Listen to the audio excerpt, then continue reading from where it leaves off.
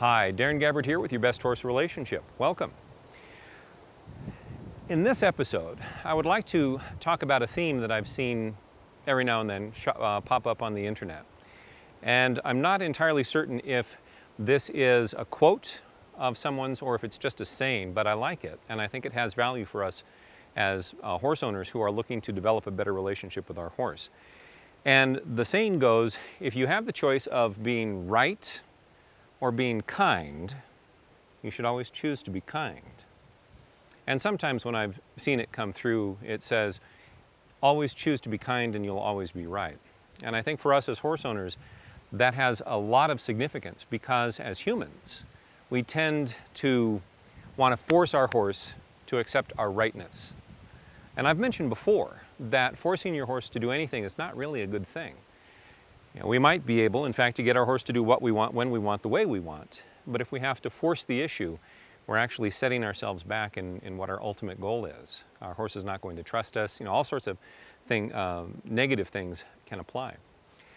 But as I was thinking about this saying and how I was going to speak about it, and how I was going to integrate it into an episode, there was another saying that kept coming into my mind, which was, because I said so. I mean, how many of us have heard that as kids? I heard it once or twice. But that saying is kind of the ultimate expression of parental totalitarianism. It's the ultimate expression in the human world of being right as opposed to being kind. Now, usually when a parent or an adult has to say that to a child, it's because the child is very young and does not really understand the world around him and does not understand that his choice or his lack of choice is going to be dangerous or unacceptable in the human world. And as adults, we just can't find a way to tell our child in a way that he can both accept and understand why we are having to bring that hammer down. And so we have to bring that hammer down. We say, no, because I said so.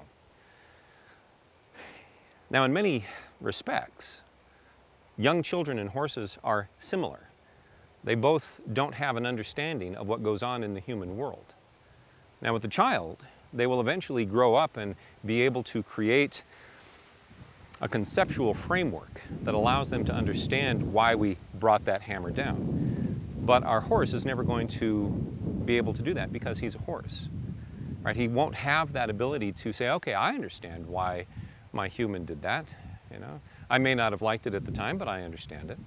Right? See, the horse is never going to be able to live that kind of a life. And so as humans, as horse owners, as people who are interested in developing the best possible relationship with our horse, we are faced with that option of either being right or being kind. And we should always choose to be kind, because only in an imminent life and death situation where we have to go now can we ever really be justified in bringing that hammer down with our horse. In any other situation, it's going to be merely a training situation. And again, we don't want to force our horse to do what we want, when we want, the way we want.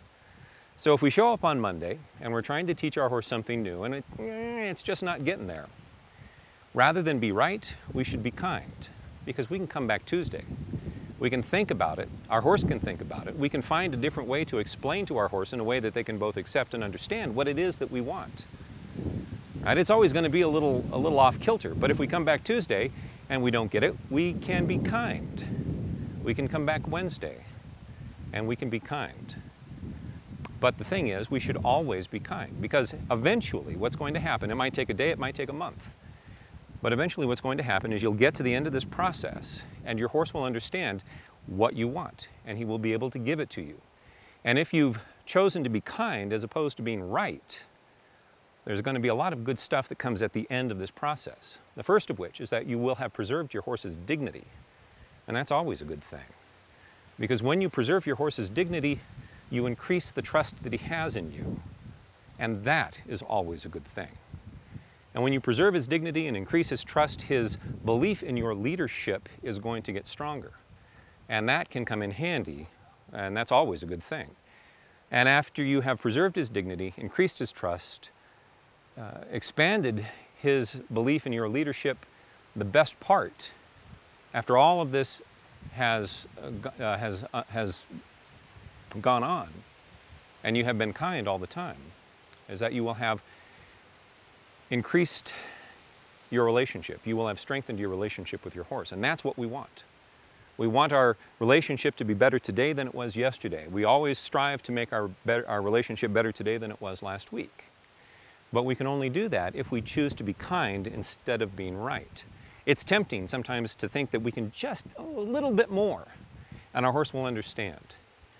But when we do that, when we force the issue, we enforce our rightness at the expense of being kind with our horse. And our horse is going to, well, the trust is going to go down, the leadership is going to go down, and our relationship is going to degrade.